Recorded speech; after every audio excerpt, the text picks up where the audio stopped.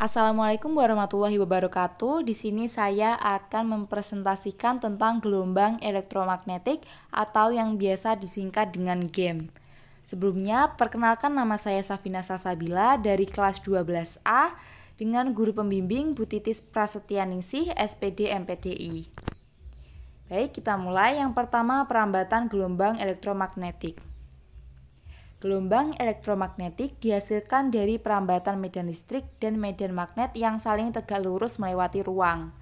Teori gelombang elektromagnetik pertama kali dikemukakan oleh James Clerk Maxwell pada tahun 1865 dengan hipotesisnya bahwa perubahan medan magnet dapat menimbulkan medan listrik. Sebaliknya, perubahan medan listrik dapat menimbulkan perubahan medan magnet. Hipotesis ini merupakan penggabungan teori kelistrikan dan kemagnetan yang dikemukakan oleh Hans Christian Ørsted, Michel Faraday, dan André Marie Ampère.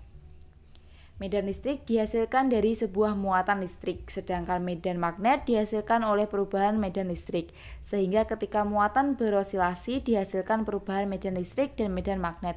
Jika proses ini berulang secara terus-menerus, maka medan listrik dan medan magnet yang arahnya tegak lurus akan merambat membentuk gelombang elektromagnetik.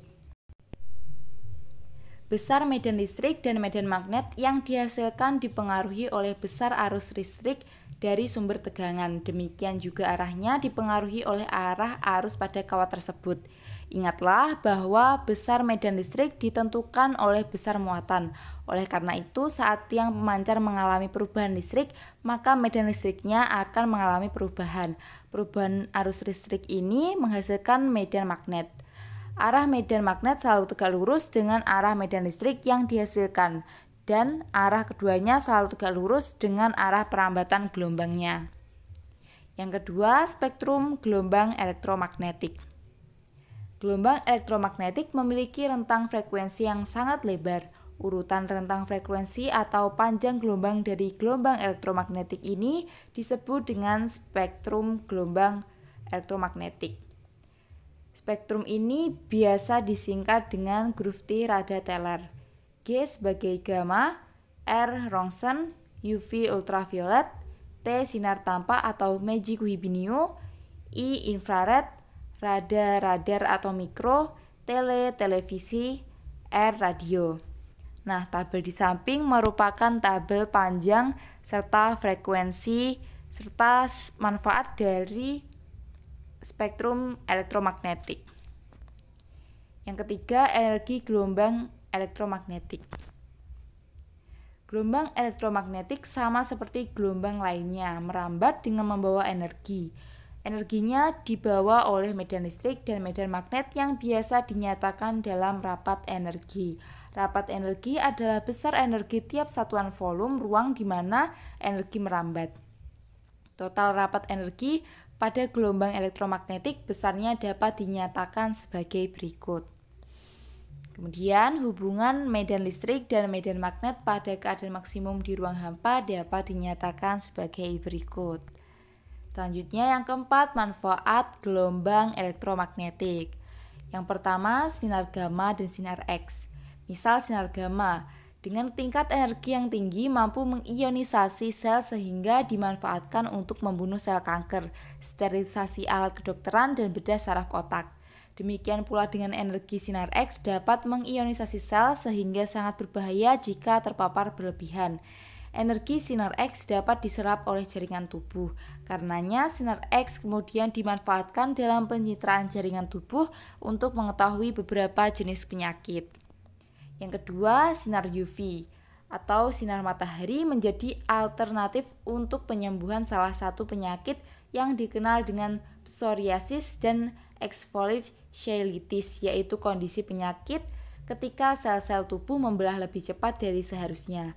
Radiasi berlebihan juga berbahaya bagi kulit, yakni menyebabkan kulit terbakar, berbagai sindrom penyakit kulit, dan juga katarak. Yang ketiga, ada cahaya tampak. Penggunaan cahaya tampak dalam kehidupan sehari-hari selain untuk membantu melihat juga banyak diaplikasikan dalam bidang kedokteran, kecantikan, dan industri. Salah satu yang paling populer adalah sinar laser. Sinar laser digunakan dalam bidang kecantikan untuk meratakan warna kulit, menghilangkan tato, dan bekas jerawat serta untuk terapi lasik pada mata minus. Selain itu, sinar laser juga digunakan dalam bidang kedokteran seperti untuk menghancurkan batu ginjal, empedu, atau tumor. Yang keempat, ada inframerah. Saat ini pemanfaatan sinar inframerah selain digunakan pada remote control juga digunakan pada alat pendeteksi suhu tanpa harus menyentuh orang yang akan diukur suhunya. Kemudian yang kelima ada gelombang mikro dibagi dua. A. Telepon seluler. Gelombang mikro banyak dimanfaatkan dalam kehidupan sehari-hari, contoh pada microwave. Gelombang mikro juga dimanfaatkan untuk alat telekomunikasi modern. Yang B. Radar.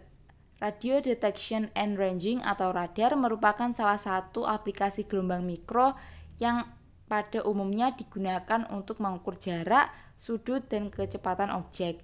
Radar biasa digunakan untuk mendeteksi pesawat, mengukur kedalaman laut, bahkan digunakan sebagai alat untuk mendeteksi laju mobil yang sedang bergerak. Yang keenam ada gelombang radio. Gelombang radio selain digunakan sebagai media komunikasi juga dimanfaatkan dalam teleskop radio. Tahun 1957, Groth-Reber menemukan bahwa matahari memancarkan gelombang radio seperti bintang yang lainnya. Spektrum ini tidak dapat dilihat dengan teleskop optik.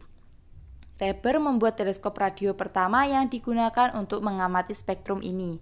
Informasi yang diterima oleh teleskop ini berupa angka yang menunjukkan intensitas dengan panjang gelombang berbeda. Pada teleskop radio modern, informasi angka ini diubah oleh komputer menjadi sebuah gambar sehingga mudah dianalisis. Kata-kata hari ini, kritik tanpa solusi bagai piring tanpa nasi. Sekian, terima kasih. Wassalamualaikum warahmatullahi wabarakatuh.